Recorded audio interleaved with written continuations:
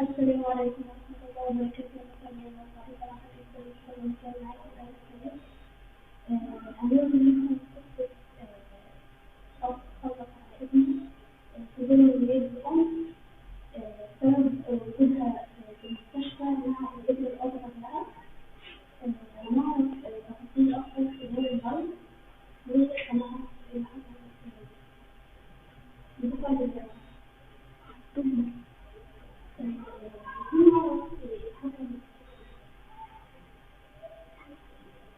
اللي حصل عبد الله ده، عبد الله كان كل حاجه حلوه قوي قوي قوي قوي في حياتنا. كانت الحاجه الحلوه اللي ربنا مصبرني على الدنيا فيها هو واخواته. انا كان معايا 4 وآية 5 من واحد تاني، بس ال4 دول كانوا هم دنيتي، هم ابويا وامي واخواتي واصحابي وكل حاجه. قعدت 5 أيام في قلب المستشفى بحمزة، كل يوم بكلمك يا عبد الله تقول لي انا كويس يما، وحشتيني، تعالي يما ارجعي. قلت لك حاضر يا عبد الله انا جايه. وقفلت معاه قبل ما يموت بنص ساعة قفلت معاك يا عبد الله وكلمتك يا حبيبي زي دلوقتي كده وقفلت. قلت له لما موت الساعة 7، والله العظيم كانت الساعة 7 بالظبط انك ميت يا عبد الله، ورن عليك ما بتردش عليا. تاني يوم انا طلعت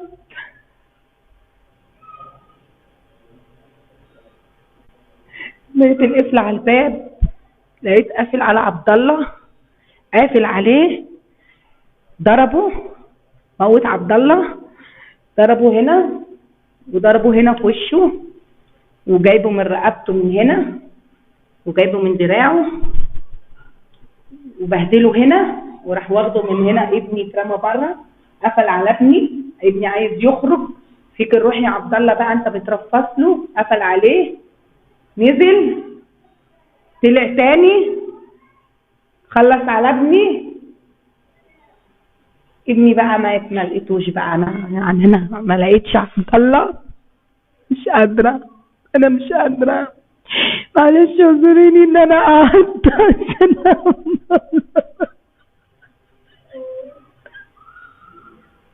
الاقي ابني نايم في الصاله، الدم بتاعه مغرقان في وشه ومسبل نفسه. والله العظيم 3 يا عبد الله، انت من الصابرين، انت من الصابرين يا حبيبي، انك انت صبرت على البلاء بتاعه. ما موتك يا عبد الله، انت صبرت. انت حاجه كبيره قوي عند ربنا، هو حاجه وحشه، هو ربنا مش هيسامحه. هو انت في الجنه ونعيمها مع الانبياء والشهداء والصديقين، وادعوا له كلكم يشرب من يد سيدنا محمد كده عشان عوضوا يا رب، عوضوا يا رب، اللي عندك احسن يا رب. عوض عبد الله يا رب، ادعوا كلكم اللي يعوض عبد الله. تعوض من اللي هو شافه، عوض عبد الله، عوض عبد الله من اللي هو شافه في الدنيا والأذى اللي هو شافها. عندك يا رب، ربنا هيعوض عبد الله عوض كبير قوي.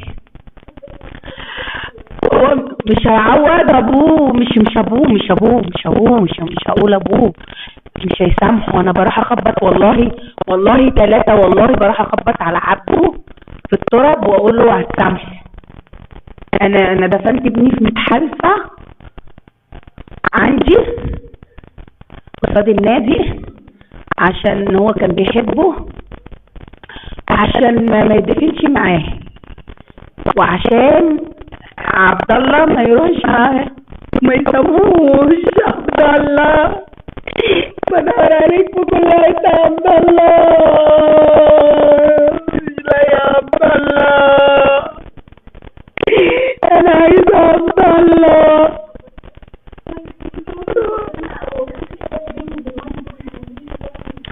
لا عشان ولادي جنبي، ولادي اختاروني وبيحبوني وانا بحبهم، هم دنيتي.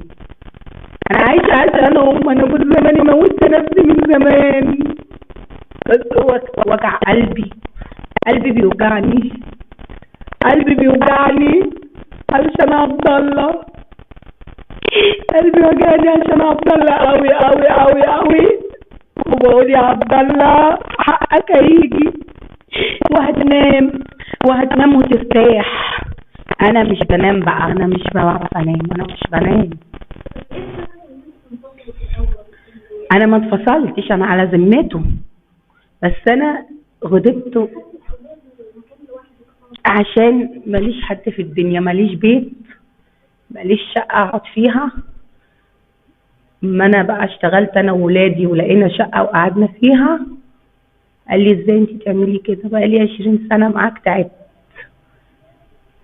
تعبت بقى لي 20 سنه معاك، تعبت، خدت ولادي ومشيت وما رحمتنيش وما سبتنيش في حالي، وبقول منك لله منك لله منك لله، عشان انا كنت عايشه على الحصيره وكنت قاعده وما كنتش بقول لك اديني حاجه، بهدلتني.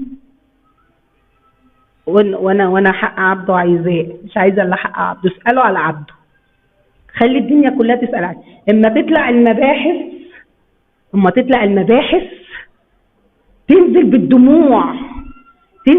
بالدموع، عمرو رضوان يا رب يكفيه شر المرض ويستره. نزل ملقاني كده ولقى ابني، قال لي حق عبد الله مش هيضيع يا ام عبد الله وهيرجع. عيط على ابني، النيابه طلعت بكت عشاني، عيطت، طب الشرعي بتاع بنها يا ربي. قال لي حق عبده جاي، قال لي هتشهر يما، قال لي انا هبقى لاعب حلو قوي وهتشهر. اتاريه بقى قلب امه عارف ان هيموت وهيتشهر. عبده كان هيتشهر، اتشهر شهرة كبيرة قوي بقى اهو، بس للأسف وهو ميت. انا عايزة عبد الله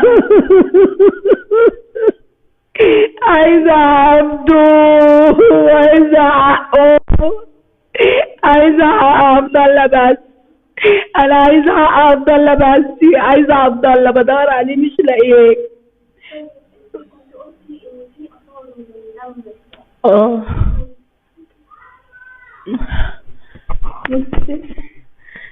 بصي كل حاجة هتبان قدامك، كل حاجة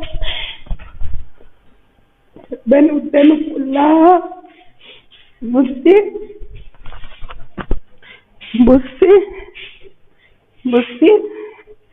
كل حاجة هتبان قدامك كلها، كل حاجة. هو مطرح ما هو كان بيقفل بقى اللي بره، ما قفل على ابني بالقفل اهو، قفل على ابني وقفل كده. بصوا هوريكم كمان اهو، بصوا كله ابني اهو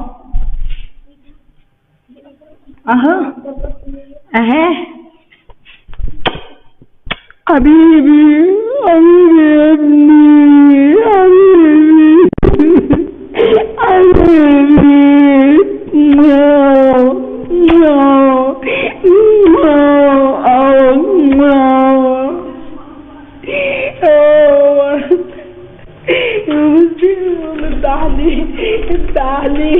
افتح لي، مش عايز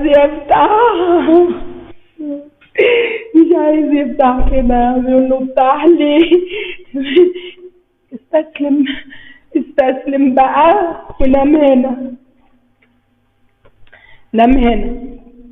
عبد الله هنا. اول لما دخلت الشقه هنا انا نظري مش بشوف حلو، فانا داخله على جوه بقى، مش شايفه، نظري على قدي والنور مطفي، وده داخل معايا وعزه واخوه تاني ياسين الحقيقة يما في دم. ببص كده الاقي عبده، عبده، عبده، عبده، عبده مات، عبده مش لاقيه. عبده.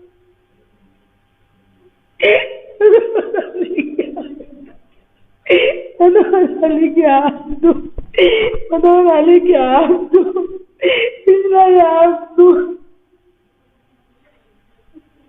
مش لاقي يا عبده، والله العظيم ما لقيت عبده، والله العظيم مش لاقيه، هو نايم. يمكن هو يصحى يرد عليا، يمكن هو يصحى يرد عليا. نزلت، نزلت ما لقيتوش، بقيت اصوت اقول الحقوني الحقوني الحقوني، ابني ابني ابني ابني ابني مش لاقيه، ابني بدور عليه، ابني بدور عليه، ابني ما تدوسيش على اخوكي، ما تدوسيش على اخوكي، اخوكي كان نايم هنا كده، هنا اهو. عبده، عبده، قلبي وجعني يا عبده، قلبي وجعني يا عبده، قلبي وجعني يا عبده. هديته يوم 30/3، عايزة القصاص فيها، عايزة القصاص 30/3 جلستك، عايزة القضاء العالي كده والقضاء بتاع مصر تجيب لي حق عبده، عشان قلبي بيوجعني، قلبي بيوجعني، قلبي وجعني، قلبي ده شافه قبل عيني. شوفي بقى، كل ام تحس بيا دلوقتي وحاسه باللي في قلبي تدعي لعبده، واللي يلوم عليا كده ويجيب سيرتنا يذوق ويجرب اللي انا فيه. يا عبدو، كان كل حاجة حلوة في حياتنا، كان هو الأب، كان الأخ، كان كل حاجة جميلة. أنا أكتر منه، بس هو محسسنيش كده، محسس إن أنا دايما أنا الصغيرة، هو كان أبويا، كان دايما يطبطب عليا. من بعده مبقاش في حد، مبقاش في حياة، مش عايشين طبيعيين. بنقوم بالليل مخدودة، بشوف المنظر بقوم مخدودة، افضل اصوت وعايزة عبد اخويا ده. ليه عملت فيه كده؟ ليه بالمنظر ده؟ هو ما عملكش حاجة.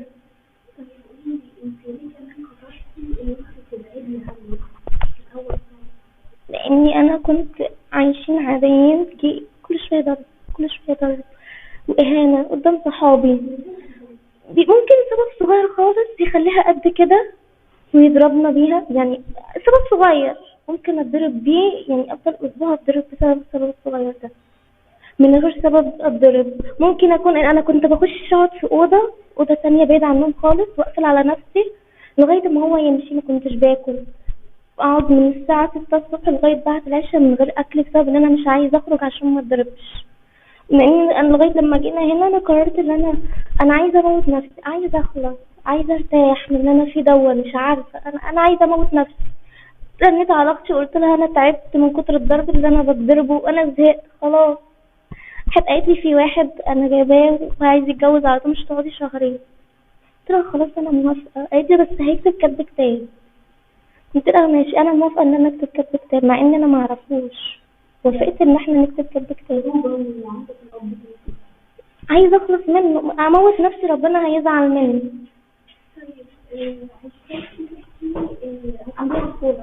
عبد الله كان بيلعب كوره، كان حارس مرمى، كان بيلعب في نادي البلاستيك.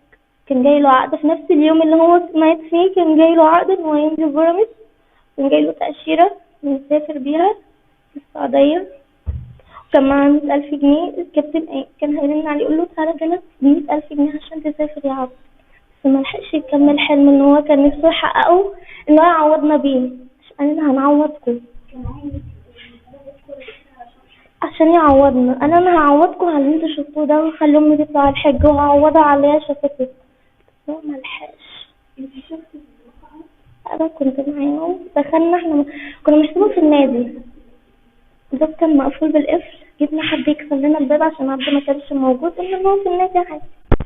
اول ما فتحنا الباب انا بشيل الشنط اللي احنا جايين بيها في المستشفى، اخويا الصغير دخل قال في دم الحقه، هو في دم. كله دخل بقى، انا بقيت سبت الشنطه بره ودخلت لقيت عبده نايم. بقيت اصحي فيه اقول له يا عبده اصحى يا عبده، ما تسيبنيش وتمشي، ماليش غيرك ما تسيبنيش. هو ما رضيش يصحى معايا، ما رضيش يقوم. كان اخر لحظه كان عندي امل ان عبده عايش وهيصحى. لقيت عبده نايم هنا الحته دي كده، هنا كده عبده كان نايم هنا قدامي، كان جوه وايده متعلمه جوه مطرح ما كان بيحارب وبيعافر ان هو عايز ينقذ نفسه. جه هنا عشان يفتح الباب، هو طلع تاني راح مكمل عليه موته خالص، خلاه ينام في الارض مات خالص. قطر، موته في قطر. لا كان معلقه في ايده هنا، انا شفته والله العظيم. كلمة هتحاسب عليها اليوم الدين. انا شفته هنا هو معلقه هنا ومودي الواد المستشفى. بقول له انت حاطه ليه كده؟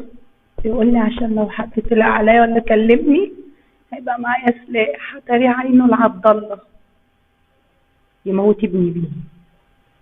عينه لعبد الله عشان يذبح عبد الله، عايز يذبح عبد الله وذبح عبد الله، ذبحني انا. عبد الله ارتاح ومكانته حلوه قوي عند ربنا، هو ارتاح. يمكن عند ربنا ارحم منه بكتير قوي. ربنا رحيم، حاسس بابني.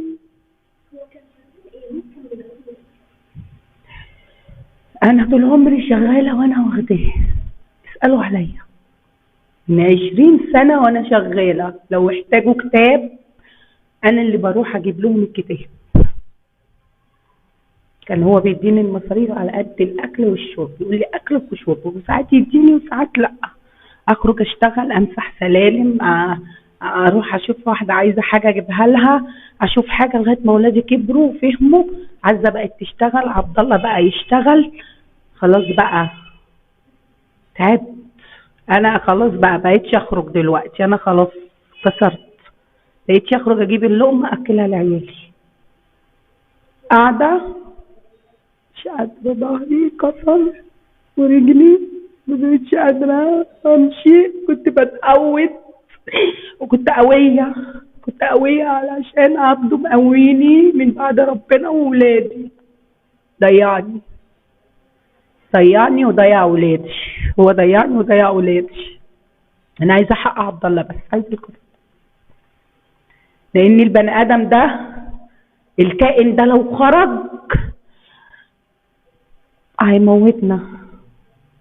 هيموتنا والله العظيم، هيموتنا وهيموت عياله. بص هيموت عياله. اسالي عنه كده، قولي له ابوك هيعمل ايه فيك يا حمزه؟ هيعمل لك ايه؟ هيذبحك زي مين؟ عبده مين؟ عبد اخوك فين؟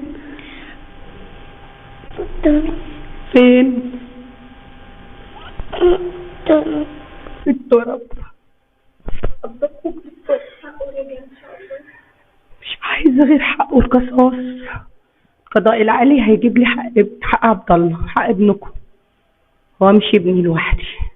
وكان ناوي يعمل حاجه حلوه قوي لمصر والله العظيم، ولا بيشرب سجاير ولا بيشرب مخدرات ولا كان حاجه. كان رياضي، بيحب الرياضه، كان بيجري. النوادي كلها بتتخانق عليك يا عبده، الانبي كان عايزك، الزمالك كان عايزك، الاسماعيلي كان عايزك، والكابتن فرحان بيه ويقول لا انا هطلعه في مكان احسن، عبده يبقى حلو. اتاري عبده مات، عبده اتدفن في التراب.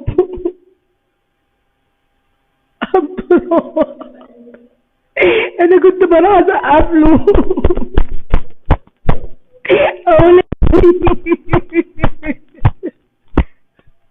والله ده كنت بروح اسقف لك يا عبدو.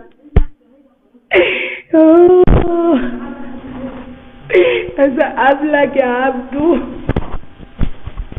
زي ما احنا شايفين قصة مأساوية بكل المقاييس. ربنا يرحمه ويصبر قلبهم يا رب، وحقه راجع ان شاء الله.